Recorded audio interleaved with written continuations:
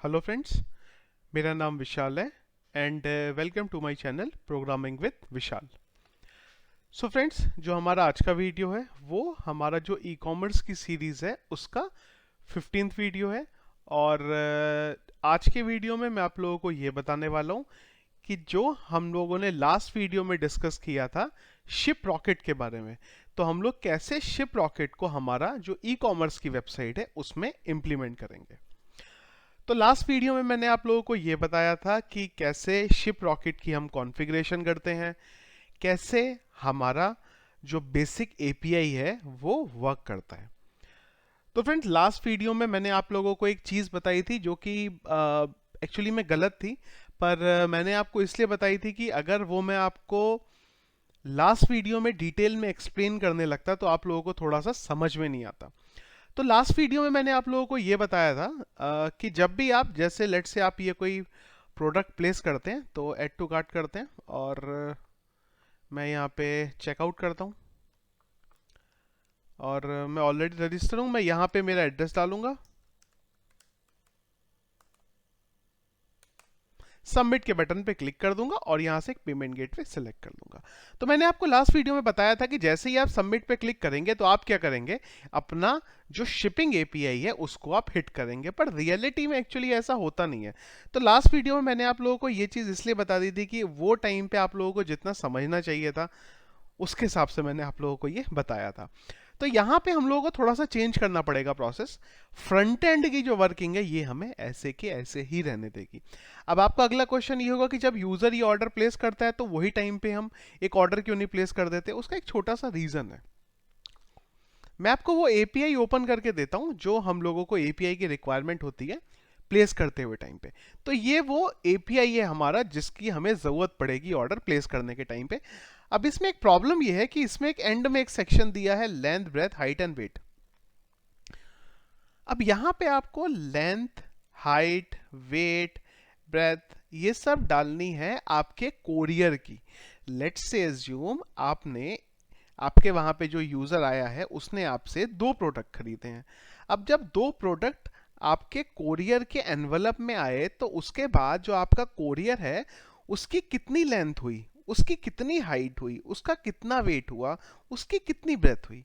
अब ये चीज तो जब आपका कोरियर आप शिपमेंट बना लेंगे तभी आप कर सकते हैं, अदरवाइज तो आप कर नहीं सकते। तो यहाँ पे हम क्या करने वाले हैं, एक बार हम हमारे एडमिन पैनल पे भी चलते हैं।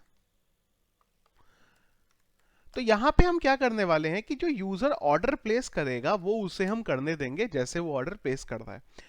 जो हमारा ऑर्डर का सेक्शन है यहां पे हम क्या करेंगे, जब भी किसी ऑर्डर का हमारे पास कोई ऑर्डर आता है तो हम इनिशियली उसका ऑर्डर जो स्टेटस है वो पेंडिंग रखेंगे, या फिर ऑर्डर स्टेटस को पेंडिंग भी कर सकते हैं या प्रोसेसिंग भी कर सकते हैं।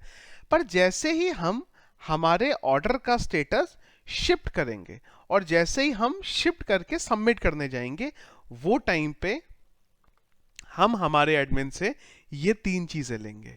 और जैसे ही ये 3 चीजों के बाद हमारा एडमिन ये सबमिट के बटन पे क्लिक कर देगा, उसी टाइम पे हम हमारा जो ये शिप रॉकेट का एपीआई है इसको हम हिट करेंगे। जब तक हमारा जो एडमिन है इस ऑर्डर को शिप नहीं करता तब तक हम क्या करने वाले हैं, ये शिप रॉकेट का जो एपीआई है उसको हिट नहीं करने वाले हैं। तो फ्रंट एंड पे हमारी जो वर्किंग है वो एज इट इज ऐसे की ऐसे ही रहेगी। बस एडमिन पैनल पे हमें ये सबमिट पे जब हम स्टेटस चेंज कर रहे हैं वो टाइम पे हमें सारी प्रोसेसिंग करनी होगी। नेक्स्ट चीज जो मैंने आपको लास्ट वीडियो में नहीं बताई वो ये थी कि मैंने आपको एक यहाँ पे टोकन बताया था। तो मैंने आपको बोला था कि जब भी आप ऑर्डर प्लेस करेंगे वो टाइम पे आपको ये टोकन डालना पड़ेगा। अब ये जो टोकन आपका होता है इसका हमारा कोड ये रहा जनरेट करने का, ये भी मैंने आपको लास्ट वीडियो में बताया था। तो ये जो टोकन हमें मिलता है ये मिलता है 24 घंटे के लिए, 24 आवर्स। 24 आवर्स के लिए ये जो टोकन जनरेट हुआ था ये ऑटोमेटिकली डिस्ट्रॉय हो जाएगा। तो हमें साथ में क्या करना पड़ेगा, एक डेटाबेस में टेबल बनानी पड़ेगी और जब भी हम टोकन जनरेट करेंगे तो सबसे पहले हमारी एक टेबल में डाल देंगे और उसके साथ ये भी डाल देंगे कि ये जो टोकन है ये कब जनरेट हुआ है।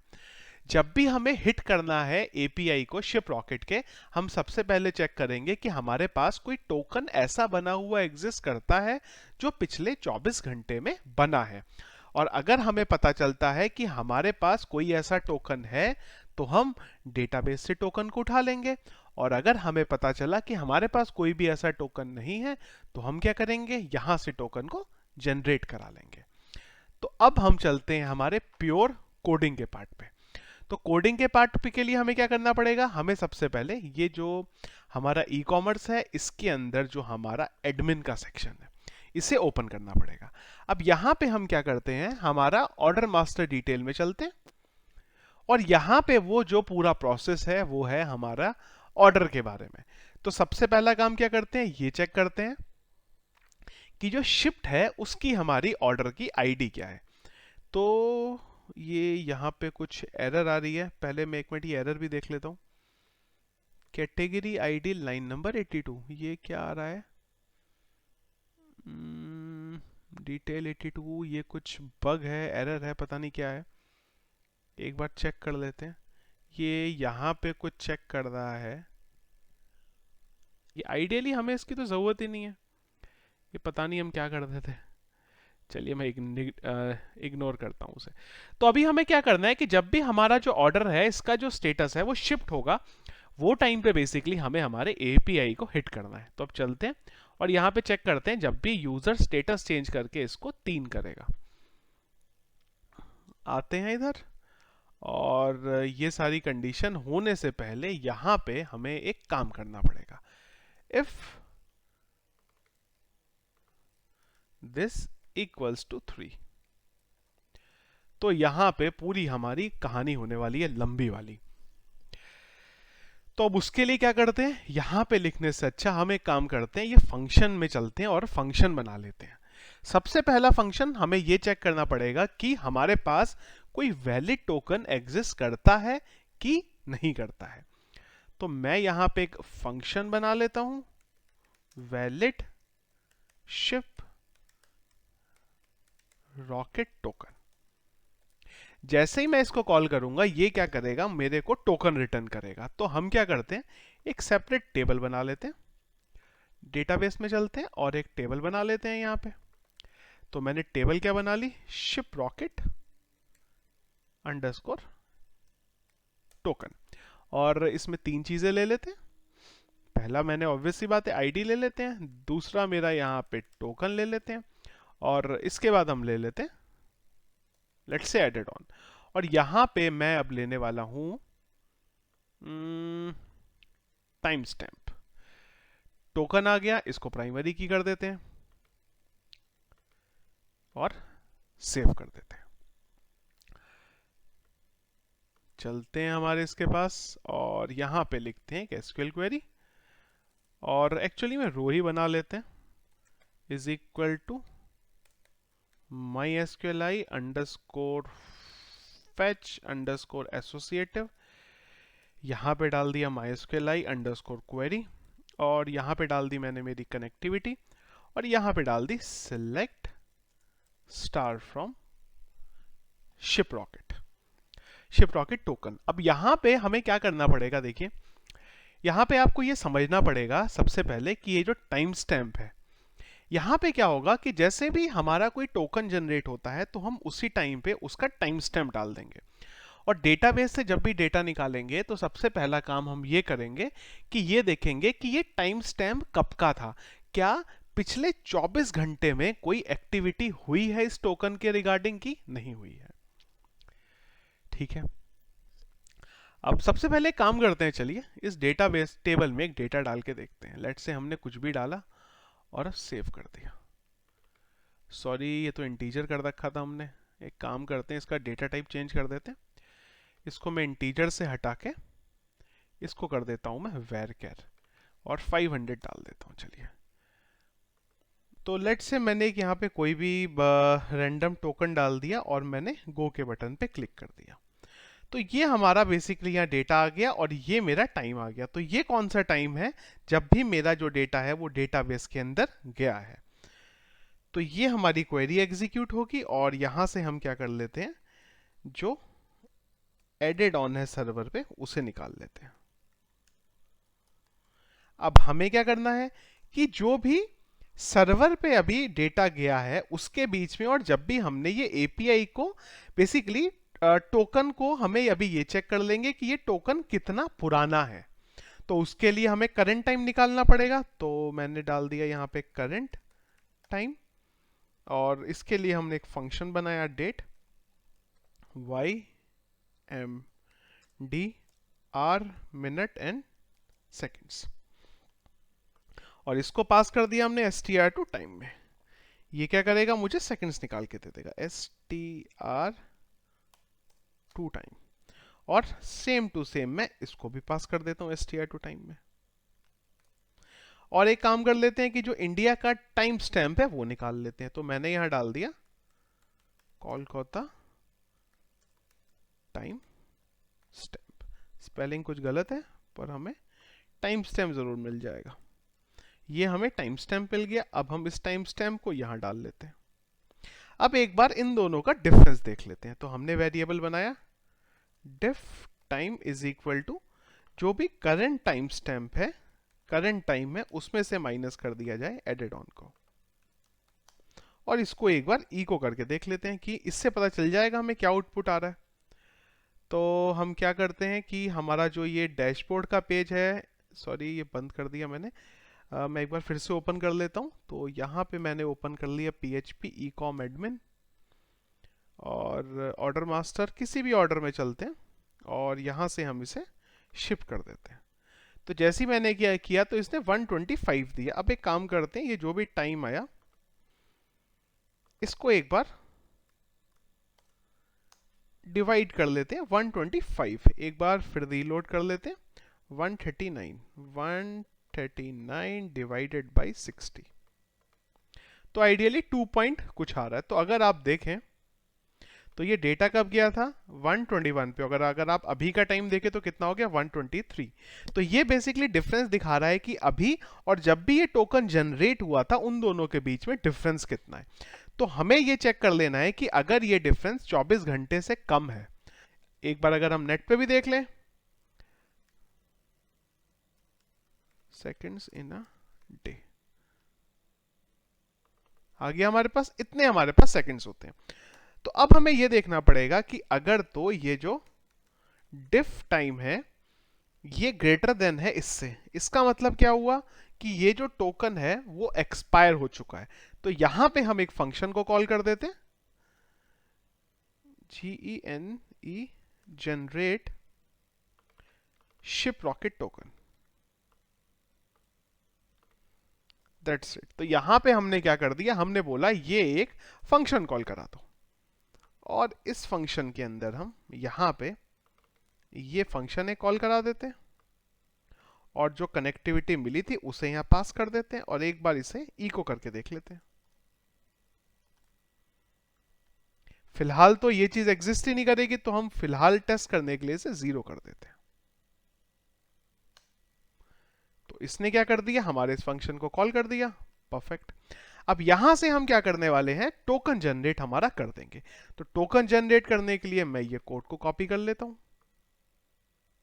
ये मेरे को कोड मिल गया टोकन जनरेट करने का, एज इट इज मैं इसे मेरे यहां पे डाल देता हूं। इस वेरिएबल से मुझे टोकन मिलेगा, ये मैंने सब यहाँ पे डिटेल्स डाल दी हैं, परफेक्ट है।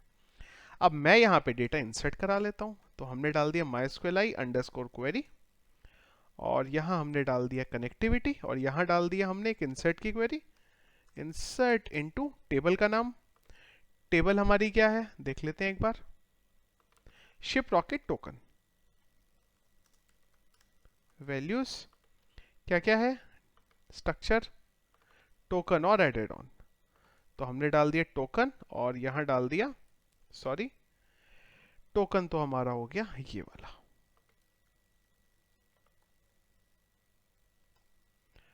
और यहां हम डाल देते हैं added on, sorry added on, और एडेड ऑन की वैल्यू यहां से ले लेते हैं। एडेड ऑन में क्या चला जाएगा हमारा, फिर से डेट टाइम। उसके लिए हमारे पास एक ये फंक्शन है ऑलरेडी, ये रहा हमारे पास फंक्शन, बेसिकली हमें ये चाहिए। ये आ गया हमारे पास। और एक काम कर लेते हैं, जो टाइम स्टैम्प था इसको भी डाल लेते हैं। तो ये क्या करेगा, हमारे डेटाबेस में डेटा डाल देगा और ये डेटा डालने के बाद रिटर्न कर देगा हमारे टोकन को। RETURN, रिटर्न कर देगा हमारे टोकन को। टोकन हम यहां से ले लेते हैं। यहां से हमें टोकन मिल गया। अब एक चीज और भी हमें लगानी पड़ेगी कि ठीक है, इसको इतना ही रहने देते हैं, बिल्कुल ठीक है यहाँ पे। और एक काम करते हैं कि यहाँ पे जो डेट है ये डाल देते हैं पुरानी। तो मैंने डेट डाल दी लेट से 15 तारीख और इसे गो कर दिया। ठीक है, यहाँ पे ये टोकन हमें मिल जाएगा यहाँ से, और हम यहाँ से इसे रिटर्न करा लेंगे टोकन। अब दो चीजें हैं कि अगर तो ये टाइम ज्यादा होगा, एल्स अगर ये टाइम ज्यादा नहीं हुआ तो हम यहां पे टोकन की वैल्यू रिट्राइव कर लेंगे। यहां से हमें टोकन, सॉरी यहां से हमें टोकन मिल गया। अब एनी हाउ कुछ भी हो जाए, टोकन या तो जनरेट होगा या फिर पुराना टोकन मिलेगा, जो भी है, पर हमें टोकन जरूर मिलेगा। चलते हैं एक बार, और जो भी हमें यहाँ डेटा मिला उसको हमने इको डाई तो कर ही लिया है। चलते हैं, राइट क्लिक एंड रीलोड।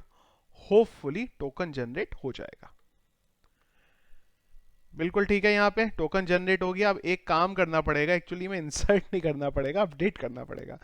मैंने छोटी सी यहाँ पे गलती कर दी। हमें क्या करना था, डेटा अपडेट करना था, ना कि इंसर्ट करना था। तो मैं कर देता हूँ अपडेट दिस, और यहाँ बोल देता हूँ set token is equal to this, क्योंकि ऑलरेडी डेटा तो है ही हमारे पास, comma added on is equal to this.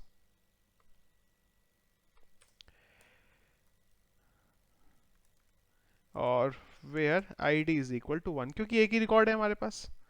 एक काम करते हैं, एक बार फिर से इसको जाके चेंज कर देते हैं, पुराना कर देते हैं डेटा। लेट्स से 18 तारीख कर देते हैं और गो कर देते हैं। मैं आया, मैंने हिट किया, नया टोकन जनरेट हो गया मेरे लिए। बिल्कुल देखिए, नया टोकन जो है 1:28 पे जनरेट हो गया। अब जब मैं दोबारा हिट करूंगा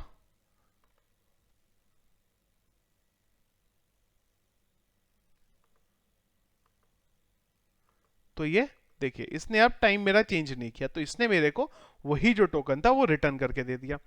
एक बार चेक कर लेते हैं कि ये टोकन यहां से आया कि यहां से आया। अगर तो यहां पे डाई हो गया, इसका मतलब वहीं से आया है। ये डाई तो हुआ नहीं है, क्या ये फिर से टोकन जनरेट कर रहा है? एक बार यहाँ इको कर देते हैं, डाई कर देते हैं, एक बार देखते हैं आउटपुट क्या आ रहा है। आउटपुट तो हमारा कुछ ऐसा आ रहा है। कितना आ रहा है ये? 518495। 518495। हमने बोला करंट टाइम में से माइनस कर दिया जाए इसको। एक बार करंट टाइम भी देख लें क्या? ये कुछ गलत सा लग रहा है मुझे देख के। ये 1:28 आ रहा है। Okay okay okay okay okay, ये टाइम एक्चुअली में अपडेट हुआ ही नहीं है।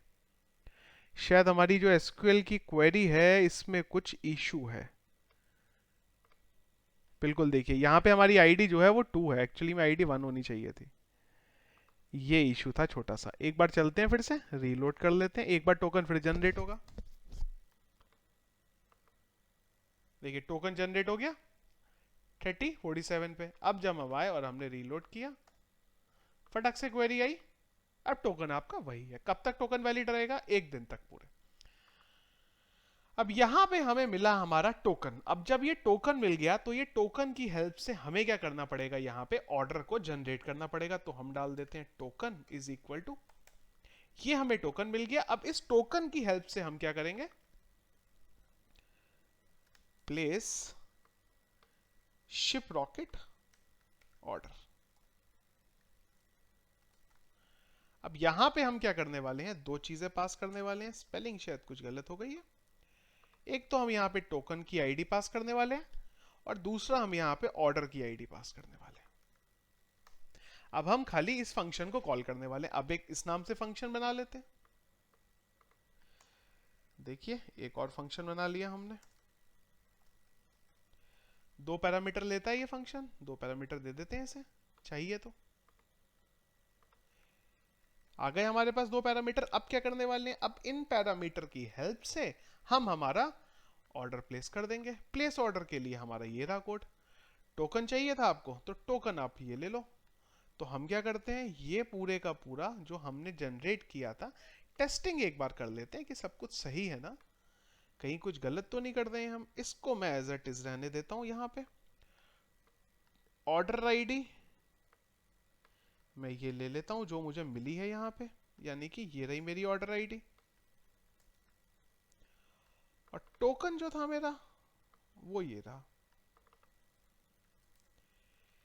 एक बार ऑर्डर प्लेस करके देखते हैं क्या होता है, प्लेस होता है नहीं होता, पता चल जाएगा।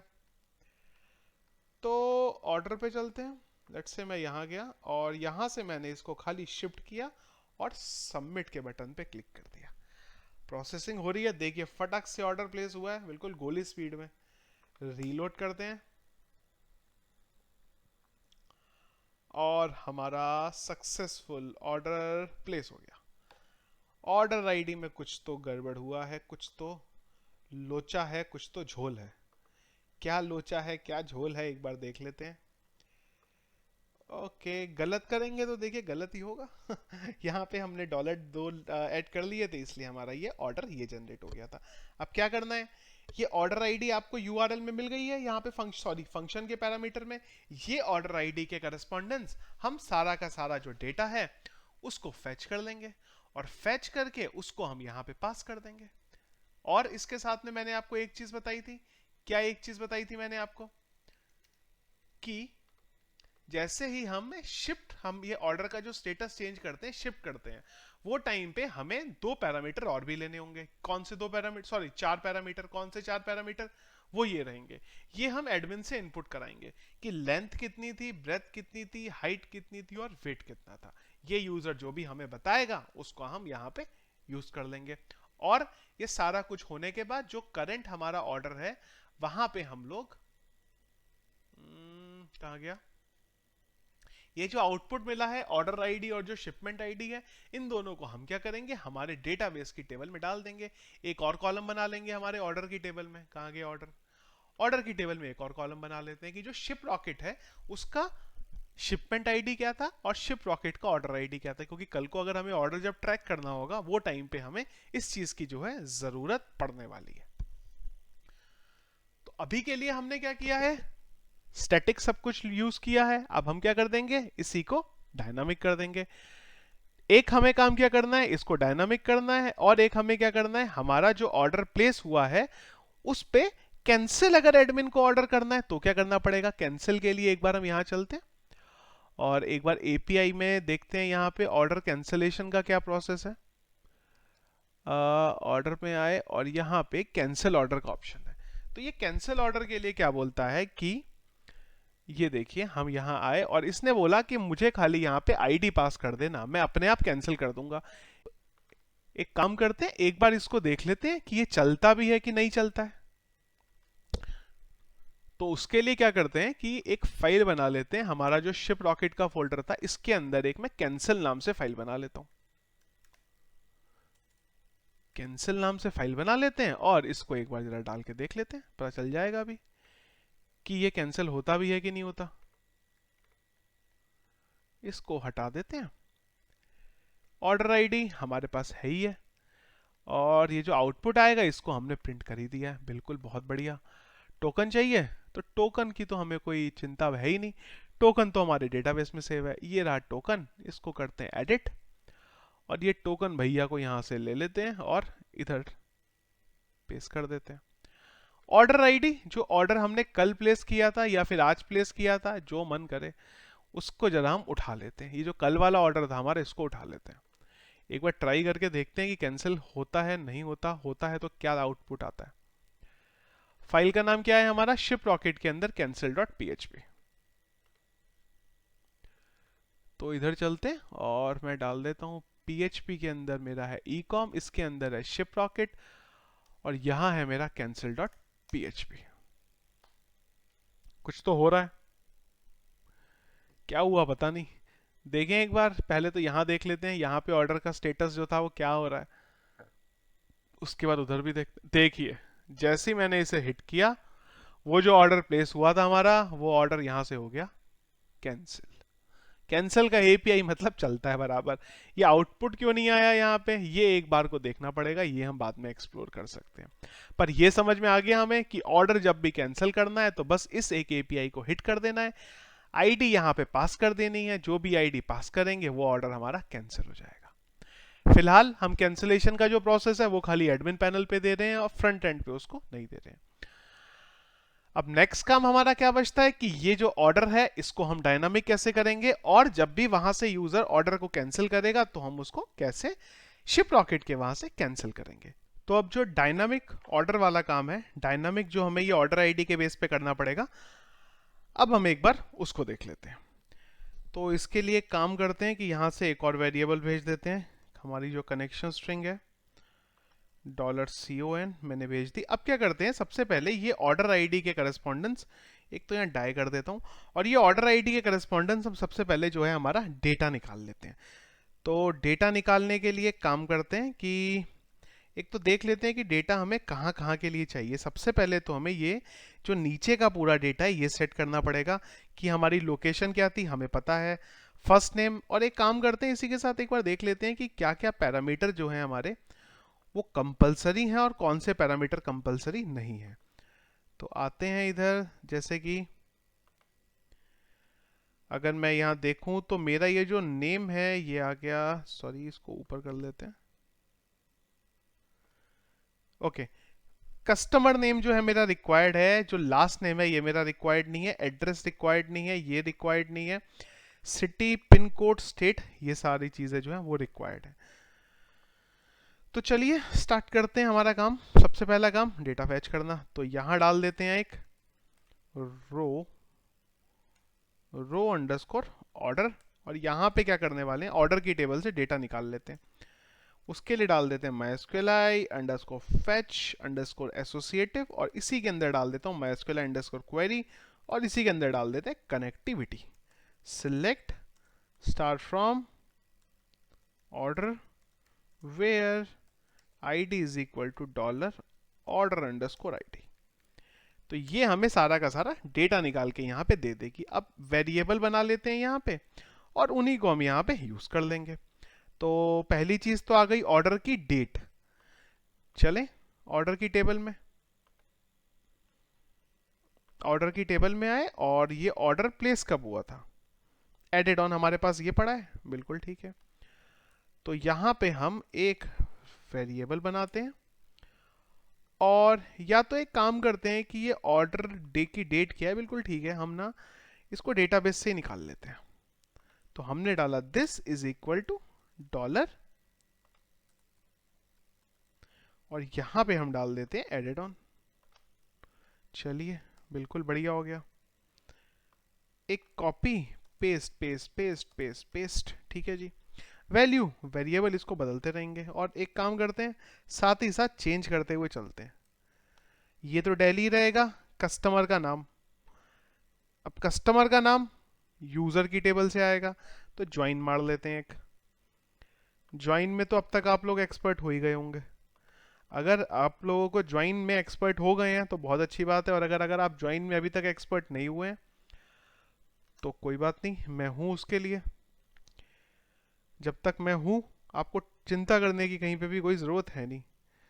तो मैं आपको लेके चलता हूं ज्वाइन में। ये रहा मेरा ज्वाइन का वीडियो। अगर आपको ज्वाइन पता है बहुत अच्छी बात है, नहीं पता है तो एक बार ये वीडियो देख लीजिए, खाली 8 मिनट का वीडियो है। 8 मिनट में आपके जो ज्वाइन के डाउट हैं वो सारे के सारे क्लियर हो जाएंगे।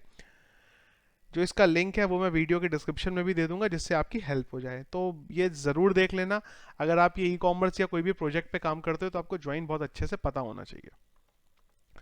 चलते हैं हमारे कोड में, और यहाँ से यूज़र का मैं ले लेता हूँ डिटेल, नेम और मोबाइल ले लेता हूँ। तो मैंने बोला सिलेक्ट ऑर्डर की टेबल से, तो भैया हमें दे दो सब कुछ, और ये कंडीशन भी है ऑर्डर की टेबल की। यूज़र की टेबल से एक तो दे दो भाई नेम, और दे दो यूजर की ईमेल, और यूजर का दे दो मोबाइल। यूजर्स, ये क्या लिख रहा हूँ, यूजर्स है ना, हाँ ठीक है जी, कोई गलत नहीं है। कहाँ गए, देखिए नेम आ गया, ईमेल आ गया, मोबाइल आ गया, पासवर्ड तो भेज के करेंगे क्या हम। तो ये डिटेल हमारे पास सारी आ गई, बस ठीक है। तो यहाँ से ले लेते हैं नेम, यहाँ ले लेते हैं ईमेल, ईमेल यहाँ ले लेते हैं नेम, और मोबाइल की भी ज़रूरत पड़ेगी, यहाँ ले लेंगे मोबाइल। फटाक से अपडेट मारते हैं। तो ये तो हो गए मेरे भाई नेम भाई, इसको एम्प्टी करते हैं। एड्रेस देखते हैं, इसको ब्लैंक करते हैं। एड्रेस कहाँ से मिलेगा, फिर से चलते हैं ऑर्डर की टेबल में, ऑर्डर की टेबल में एड्रेस ज़रूर मिलेगा। एड्रेस ये रहा, तो यहाँ डाल देता हूँ मैं एड्रेस। अभी एड्रेस कहाँ से मिलेगा, मेरे को ऊपर एक वेरिएबल बनाना पड़ेगा। तो हमने कॉपी पेस्ट तो इसको बहुत मारा है, तो फ़ायदा ही होगा। ठीक है जी, एड्रेस आ गया। एड्रेस के बाद क्या चाहिए, पिन कोड। पिन कोड है, बिल्कुल है जी पिन कोड। पिन कोड में तो लेने में एक्सपर्ट है हम। तो यहाँ डाल दिया मैंने डॉलर पिन कोड, ऊपर एक फटाक से वेरिएबल बना देता हूँ, pin code and pin code. इसके बाद क्या चाहिए, सिटी। सिटी है जी, बिल्कुल है, ऑर्डर प्लेस करते टाइम पे ही लिए हमने। तो यहाँ डाल देता हूँ मैं उसकी सिटी। स्टेट है, स्टेट नहीं ली, अब ये गड़बड़ हो जाएगा, स्टेट का एक फील्ड देना पड़ेगा। फिलहाल के लिए यही ले लेते हैं, कंट्री इंडिया ले लेते हैं। ईमेल, ईमेल ले लेते हैं। एक स्टेट का फील्ड आपको लेना पड़ेगा। Mobile, dollar mobile, email, email mobile ऊपर बना ही लिया था, और यहाँ हमने बोल दिया ट्रू, मतलब बिलिंग और शिपिंग एड्रेस है भैया सेम। बहुत बढ़िया। अब ये आ गया कि जो ऑर्डर है वो टाइप क्या है, सीओडी है कि प्रीपेड है। अब यहाँ पे हमें एक वेरिएबल बनाना पड़ेगा, तो यहाँ हम डाल देते हैं ऑर्डर अंडरस्कोर टाइप। हाँ भाई, पेमेंट टाइप क्या है, पेमेंट टाइप सीओडी है कि पेयू है। तो payment type, if payment type is equal to COD, या एक काम करते हैं, if this is equal to PayU. Undo करना पड़ेगा क्योंकि नीचे, अच्छा ठीक है ठीक है। अगर तो भाई ये जो पेमेंट टाइप है ये पेयू है, तब तो भाई इसकी जो वैल्यू है वो चेंज करनी पड़ेगी। और अगर सीओडी है तो बहुत बढ़िया, कोई दिक्कत ही नहीं है। अभी एक बार देख लेते हैं यहाँ पे वो क्या वेरिएबल लेता था। पेमेंट कहाँ गया भाई, पेमेंट मेथड। अगर तो सीओडी है तो सीओडी लेनी है, अदरवाइज प्रीपेड लेनी है। तो हमने बोला भाई अगर तो पेयू होगा तब तो प्रीपेड कर देना, अदरवाइज इसको सीओडी जो चला रहा है वही चलने दो। चलो भाई बहुत बढ़िया। शिपिंग चार्ज, शिपिंग चार्ज हटा दे रहे हैं, यहाँ डालना है जी टोटल अमाउंट। तो टोटल अमाउंट कितनी है भाई ऑर्डर की, कहाँ गया, ये रहा भाई टोटल प्राइस। टोटल प्राइस ले लेते हैं, यहाँ डाल देते हैं भाई टोटल प्राइस। चलते हैं इधर, एक टोटल प्राइस नाम से बना लेते हैं भाई, बना लिया। अब अगला काम क्या है, ये तो सब हो गए डायनामिक। अच्छा जी, अब अगला काम क्या है, ये तो सब होने के बाद एक तो इसको डायनामिक करना है, और एक ये जो सेक्शन बचता है हमारा ऑर्डर आइटम वाला, इसको भी डायनामिक करना है। अब इसको डायनामिक करने के लिए क्या करें, इसको डायनामिक करने के लिए ये जो HSN कोड है ये भी रिक्वायर्ड नहीं है। एक बार देख लेते हैं इसमें क्या क्या रिक्वायर्ड है। तो मेरा, हाँ जी, नेम, SKU, यूनिट और सेलिंग प्राइस, बाकी कुछ भाई ज़रूरी नहीं है, तो ब्लैंक कर देते हैं सबको। हम बोल देते हैं कि भाई हमारे पास नहीं है। सेलिंग प्राइस, टोटल प्राइस जितना है उसी को डाल देते हैं सेलिंग प्राइस में।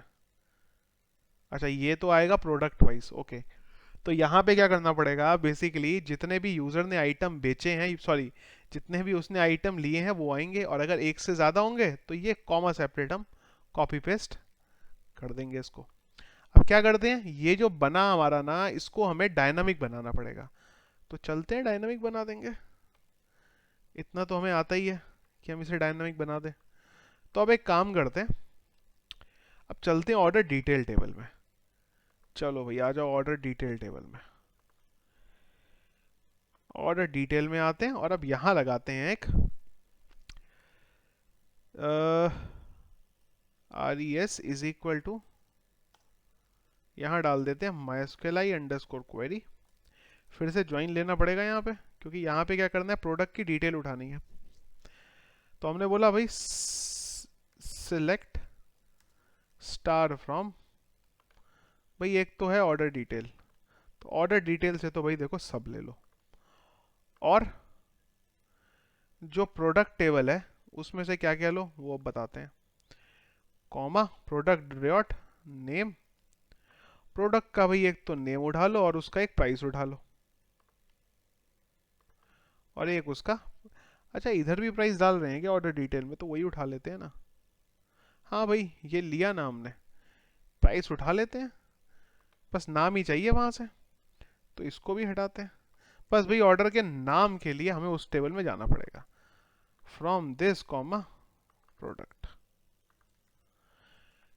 कंडीशन लगा देते हैं कि भाई जहां पे जो प्रोडक्ट की आईडी है वो बराबर है ऑर्डर डिटेल के प्रोडक्ट आईडी के। मुझे ये कंडीशन से ध्यान आया कि ऊपर भी हमने ये कंडीशन तो लगाई नहीं ज्वाइन में, देख लेते हैं। हाँ देखो गड़बड़ कर दिया ना, यहाँ पे ये जो ऑर्डर है इसमें एक ज्वाइन भी लगानी पड़ेगी कंडीशन, लगाएंगे नहीं तो आएगी एरर। क्या, एंड डॉट, भाई जो ऑर्डर प्लेस हुआ उसकी जो यूज़र आईडी है, किसकी, इसकी, इसकी जो यूज़र आईडी है वो बराबर है यूज़र टेबल की आईडी के,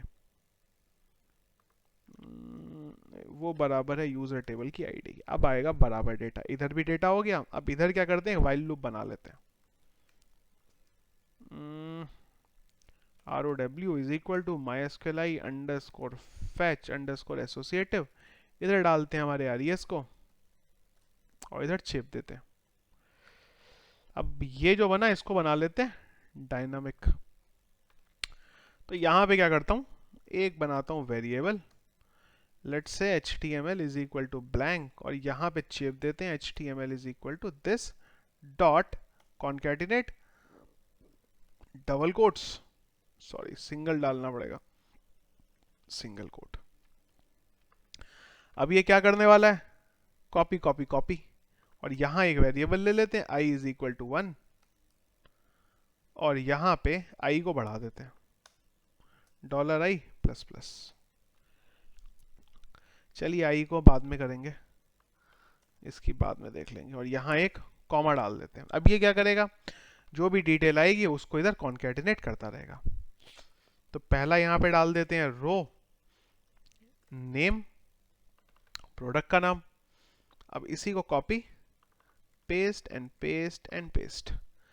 तो भाई को यूनिट कितनी हो गई, QTY आ गया।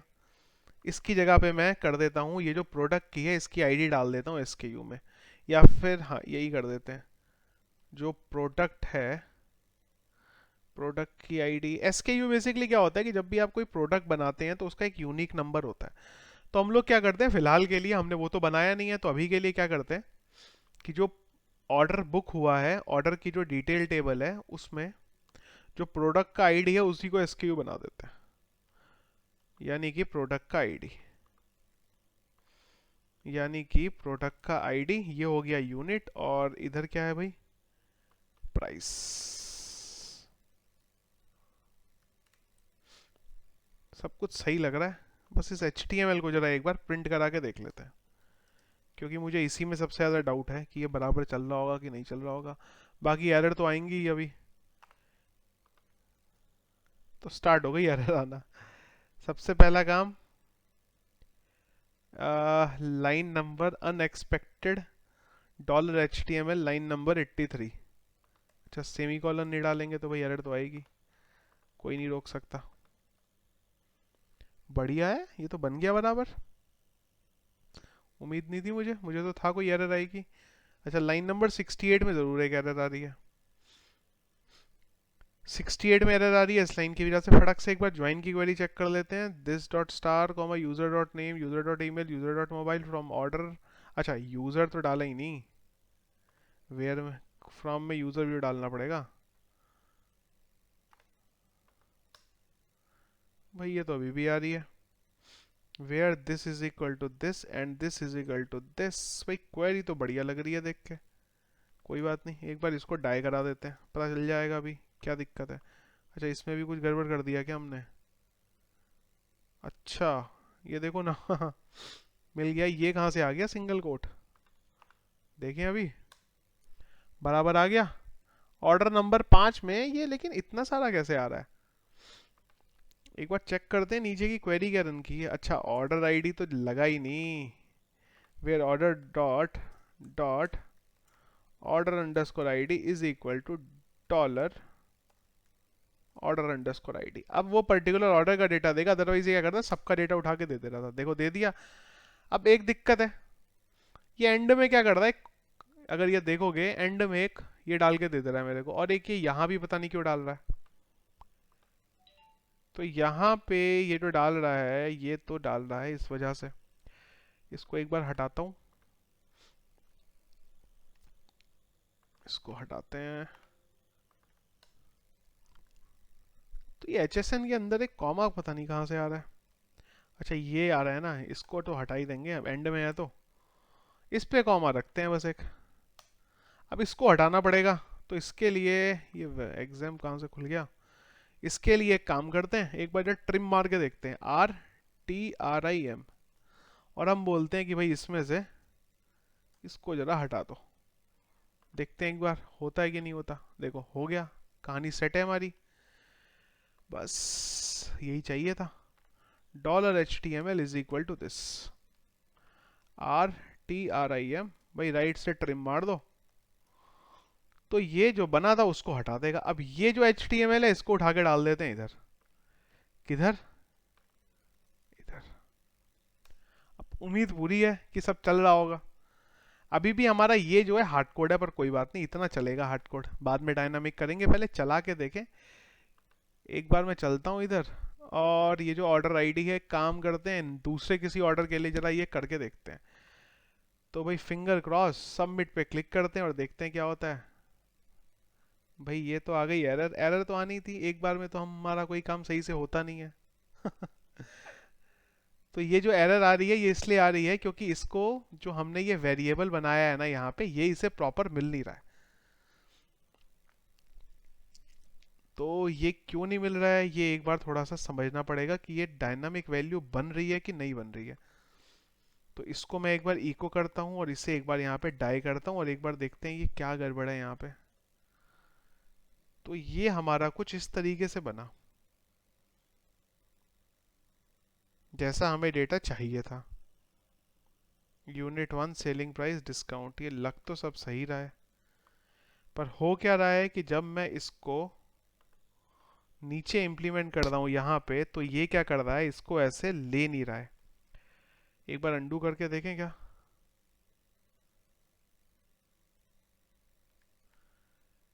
तो मैं एक बार यहाँ देखूँ तो ये एक्चुअली में कर तो यही रहा है, तो इसको लेना तो चाहिए। एक बार मैं चेक कर लेता हूँ दोबारा, ये HSN। अच्छा, अगर मैं इसको ऐसे हिट कर दूँ तो मेरा ऑर्डर प्लेस हो रहा है क्या, एक बार चेक करके देखें। ऐसे तो ऑर्डर प्लेस हो रहा है ना, कहीं ऐसा तो नहीं कि ऊपर कुछ गड़बड़ हो। देखिए ये क्या हुआ, इस बार तो हमने इसे बराबर रखा था, पर बराबर रखने के बाद भी क्या हुआ, ऑर्डर प्लेस नहीं हुआ अभी भी। तो इसका मतलब क्या है कि हमारा जो गड़बड़ है वो एक्चुअली में ये कहानी नहीं है जो जिसको हम सोच रहे थे। हमारी जो इशू है वो कुछ और है। अब वो इशू क्या है, इसको तो जरा करना पड़ेगा डिबग। और डिबग करने के लिए क्या करते हैं, चलते हैं हमारे कोड में। एरर भी आना ना अच्छी बात है, क्योंकि एरर आती रहती है ना तो लगता है कि हाँ सब कुछ ठीक है। कई बार क्या होता है कि एरर नहीं आती तो लगता है यार ये कुछ गलत तो नहीं हो गया बिना एरर के कोड हो कैसे सकता है। तो एक बार देखते हैं, ये बोल रहा है कि ऑर्डर आईडी नहीं मिल रही है। अगर आप देखो ना तो ये कुछ तो हमारा गड़बड़ है। एक तो मुझे क्या गड़बड़ लग रहा है कि ये जो हमने HSN कोड यहाँ डाला था ना, इसको एक बार यहाँ पे हटा देते हैं। एक काम करते हैं, जो हमने प्लेस ऑर्डर वाला जो स्क्रिप्ट बनाया था पहले, एक बार वहाँ चलते हैं। एक काम करते हैं, चलिए इस पे एक HSN कोड ऐसे डिफॉल्ट डाल देते हैं समझने के लिए, कि क्या इससे तो नहीं फर्क पड़ता कुछ। चलते हैं, फर्क तो कुछ नहीं पड़ा इससे भी। ठीक है, तो मतलब ये HSN कोड की तो कोई कहानी है नहीं। अब अगली चीज आई कि इसको डिबग किया कैसे जाए। तो एक काम करते हैं कि ऐसा तो नहीं है कि, एक तो काम क्या करते हैं कि फिर से रीलोड करते हैं, क्योंकि कई बार क्या होता है कि जो स्क्रिप्ट है ये बाद में आपको चलती है। तो ये ऑर्डर डेट, ये जो ऊपर के वेरिएबल मिल रहे हैं ना, ये किसी को भी नहीं ले रहा है। तो इसका मतलब जो मुझे समझ आ रहा है वो क्या है, कि हमने ये जो कोड बनाया है ना, हमारे जो कोड है इसमें कहीं ना कहीं पे तो कुछ इशू है। तो एक काम करते हैं, जो हमारा पुराना वाला कोड था यहाँ पे एक एक करके वो डालना शुरू करते हैं, और देखते हैं कि कौन से पर्टिकुलर वेरिएबल की वजह से इशू आ रहा था। यहाँ पे करते हैं प्रीपेड, ठीक है, कुछ नहीं हुआ। और यहाँ पे जो 900 हमें सब टोटल में मिल रहा था, इसको मैं एज इट इज डाल देता हूँ।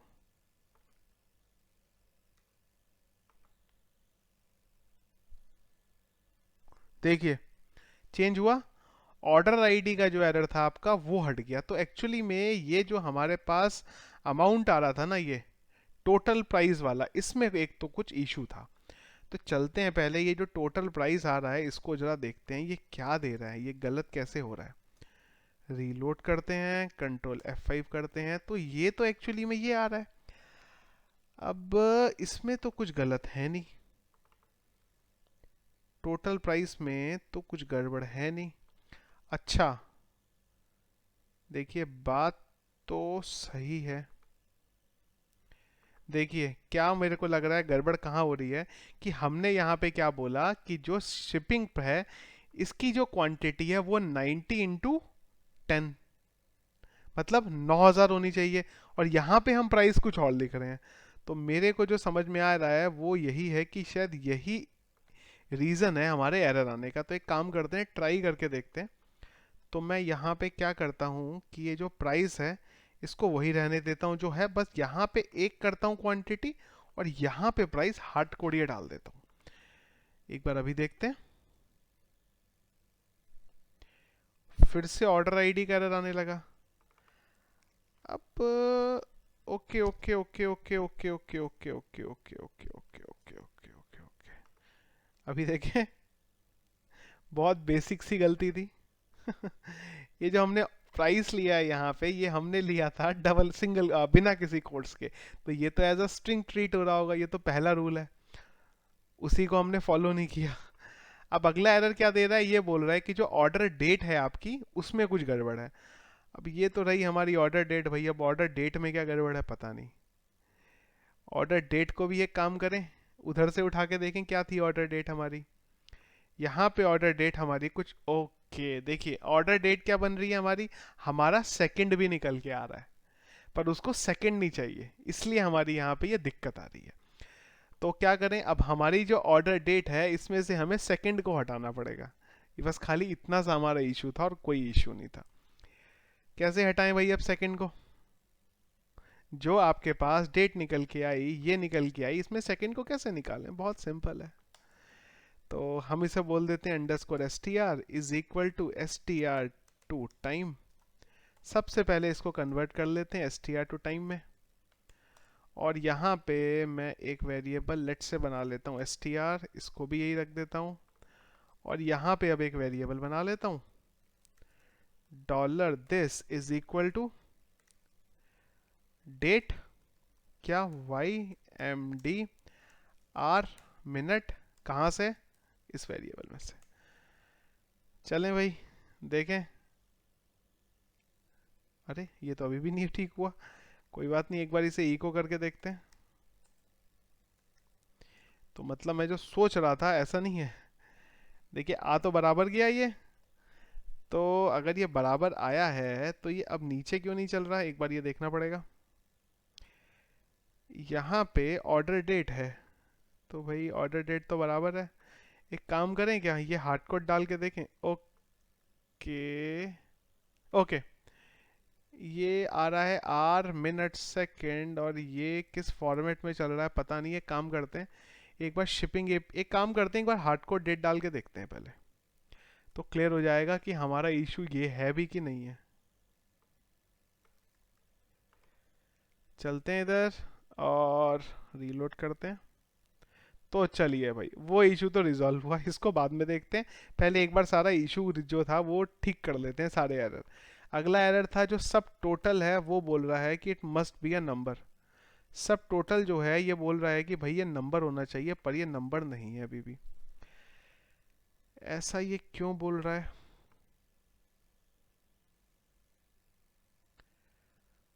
सब टोटल तो एक नंबर ही है। ये नॉर्मली इसको इस तरीके से ले रहा है। अच्छा जी, और क्या एरर है हमारी? और अगली एरर ये बोल रहा है कि जो बिलिंग ईमेल आईडी है, billing email must be a valid email. Billing pin code, ये बिलिंग पे कहाँ पहुंच गया? क्योंकि हमने तो उसको बोला होगा, इस सेम किया होगा हमने। अच्छा, ये बोल रहा है कि ये ईमेल जो डेटा है ये सब वैलिड नहीं है। तो एक काम करते हैं फटक से, सॉरी मैं गलत जगह पे हूँ, फटाफट चलते हैं और एक बार ये डेटा जो मिल रहा था ना इसे प्रिंट करके देखते हैं। ज़रूर इस डेटा के अंदर कुछ तो गड़बड़ है।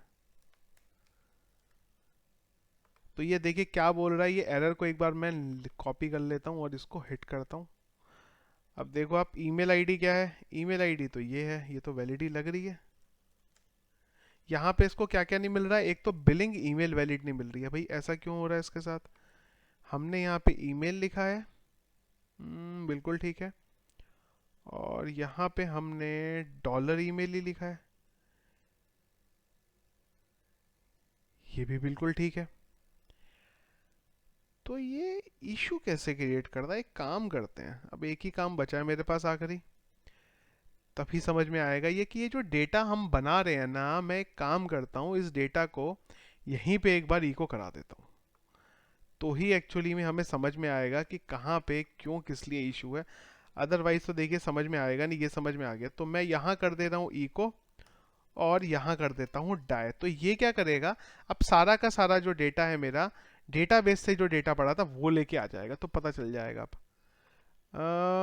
148 पे कहीं कुछ एरर आ रही है, सेमीकोलन नहीं डाला है क्या?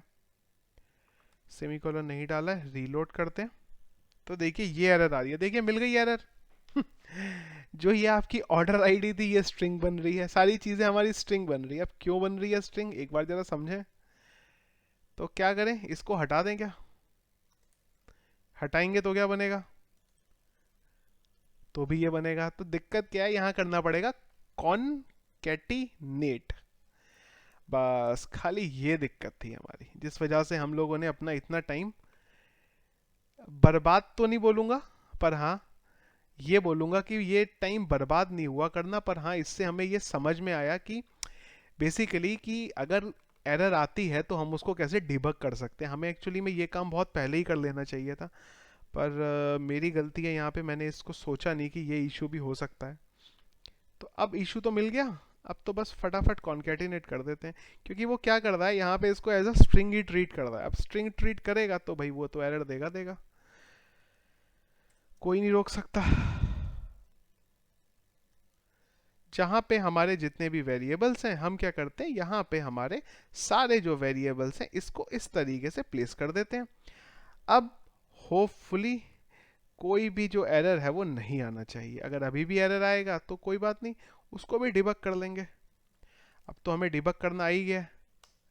तो देखिए सारी की सारी वैल्यू बराबर बन रही है। और अब ये जो वेरिएबल हमारा बना, इसको मैं करता हूँ यहाँ से कॉपी, और ये जो डेटा है इसको यहाँ से करते हैं कट। और जो नीचे का मेरा सेक्शन है ये सिंगल कोट वाला, इसको मैं देता हूँ यहाँ से हटा, और इसकी जगह पे मैं ये डाल देता हूँ। होपफुली कोई अच्छी न्यूज़ आएगी इस बार, बिल्कुल सही काम करेंगे तो अच्छी न्यूज़ आएगी। ऑर्डर हमारा सक्सेसफुली प्लेस हो गया। अब एक काम करते हैं ना, ये जो HTML वाला वेरिएबल बनाया था इसको भी डाल के देख लेते हैं। भाई अब तो ये भी चलना चाहिए जब सब कुछ चल गया है तो, पर इसको भी कॉन्केटिनेट करा लेते हैं। सब कुछ डायनामिक है अब, ऑर्डर में चलते हैं, कितने ऑर्डर प्लेस हो गए होंगे पता नहीं गलती से हमारे और ये जो ऑर्डर प्लेस हुआ है ना, इसको और इसको सब ऑर्डर जो प्लेस हुए सबको कर देते हैं कैंसिल, समझने के लिए कि हाँ भाई जो हम कर रहे हैं वो प्रॉपर चल रहा है ना। ठीक है जी, रीलोड करते हैं और इसको करते हैं शिफ्ट सबमिट। चलो जी, फिर स्टार्ट हो गई एरर, पर इस बार छोटी सी है कि जो ऑर्डर आइटम है वहां पे एरर आ रही है। ऑर्डर आइटम कहाँ है हमारा, ये ऑर्डर आइटम है। तो अब इसको जो एरर मिल रही है वो मिल रही है यहाँ पे। अब इसको डिबग करना पड़ेगा। कोई बात नहीं जी, इसको भी डिबग कर लेंगे जब इतना कुछ कर लिया हमने तो। ये क्या बोल रहा है, can have length between 5 to 50। Okay, got it. यहाँ पे दिक्कत बस इतनी है कि ये जो SKU आपका बना है ना, ये इस SKU की प्रॉब्लम है। तो मैं क्या करता हूँ, एक SKU में अभी के लिए एक कोई भी वैल्यू डाल देता हूँ, बाद में से चेंज कर लेंगे। चलिए जी, बधाई हो, फाइनली हमारा जो ऑर्डर था वो यहाँ से प्लेस हो गया। चलते हैं इधर, रीलोड करते हैं और ऑर्डर हमारा प्लेस, अरे कहाँ गया, ऑर्डर तो प्लेस होना चाहिए था। ऑर्डर आईडी भी दिखाई उसने,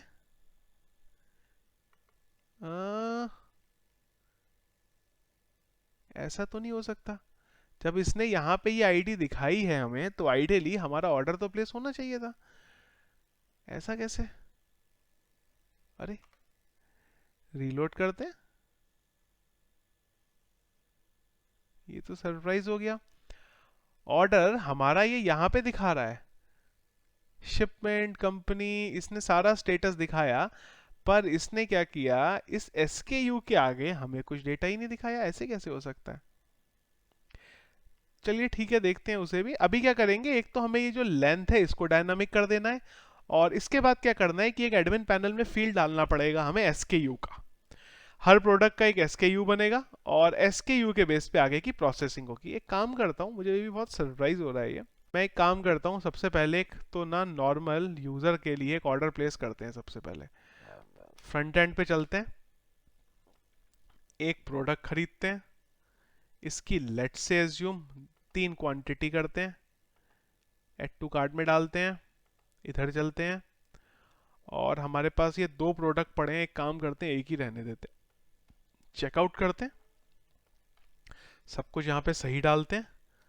तो मैं मेरा एड्रेस डालता हूँ, सिटी में मैं ये डालता हूँ 110076, और यहाँ पे मैं COD लिख के सबमिट पे क्लिक करता हूँ। एक मेरा ऑर्डर अभी प्लेस हुआ है, 10 नंबर का ऑर्डर जो था ये प्लेस हुआ है, इसको मैं कर देता हूँ शिफ्ट।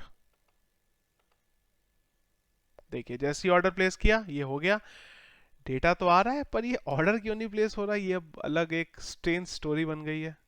ऐसा कैसे नहीं, वो लास्ट टाइम कुछ इशू हुआ होगा जरूर। अच्छा समझ गया मैं, क्या हुआ था कि हमने जो ऑर्डर आईडी जनरेट की थी उस ऑर्डर आईडी को कैंसिल कर दिया था, इस वजह से वो चल नहीं रहा था। तो परफेक्ट है हमारा। अब क्या हुआ, हमने हमारा यहां से ऑर्डर प्लेस किया और वो हमारा यहां चला गया। परफेक्ट है यहां तक कहानी। तो जो हमें अचीव करना था वो हमने अचीव कर लिया। अब क्या करना पड़ेगा, जैसे ही हमने ये जो ऑर्डर था, यूजर ने ये स्टेटस अपडेट किया, उस टाइम पे ये जो डेटा मिला इसमें हमें क्या करना पड़ेगा, ऑर्डर आईडी और शिपमेंट आईडी को डेटाबेस में डाल देंगे, इस ऑर्डर के करस्पॉन्डेंस। और जब भी हमें अब ऑर्डर को, पर्टिकुलर ऑर्डर को ट्रैक करना होगा, तो अब हम इस ऑर्डर आईडी की हेल्प से हमारा जो ऑर्डर का स्टेटस है उसको ट्रैक कर सकेंगे। अब अगला काम हमें ये करना है, पर ये काम हम करेंगे अब हमारे नेक्स्ट वीडियो में। आज के वीडियो में हम बस इतना ही रखते हैं कि कैसे ई कॉमर्स से हमें शिपिंग एपीआई को बेसिकली हिट करना है और ऑर्डर प्लेस करना है। यहाँ पे एक तरीके से देखिए तो बहुत अच्छा हुआ, एक एरर आ गई हमारे सामने। इस एरर आने से हमें एक चीज़ ये समझ में आ गई कि कल को हमें अगर डिबग करना होगा हमारे कोड को, तो हम कैसे कर सकते हैं आइडियली कोड को। सो फ्रेंड्स, आज का वीडियो मैं यहीं पे कंप्लीट कर रहा हूँ। बहुत आप लोगों का, कई लोगों को हो सकता है ये भी लगे कि क्या यार फालतू में हमारा टाइम बर्बाद कर दिया, अगर एरर आ रही थी तो उसको रिजॉल्व करते। पर एक ये लर्निंग एक्सपीरियंस है। कई लोगों के कमेंट आते हैं कि एरर को डिबग कैसे करें, तो यहाँ पे आपके सामने एग्जांपल है कि अगर हमें एरर को डिबग करना हो तो हम कैसे उसे डिबग कर सकते हैं। सो फ्रेंड्स, आई होप कि हमारा जो आज का वीडियो है वो आपको समझ में आया होगा।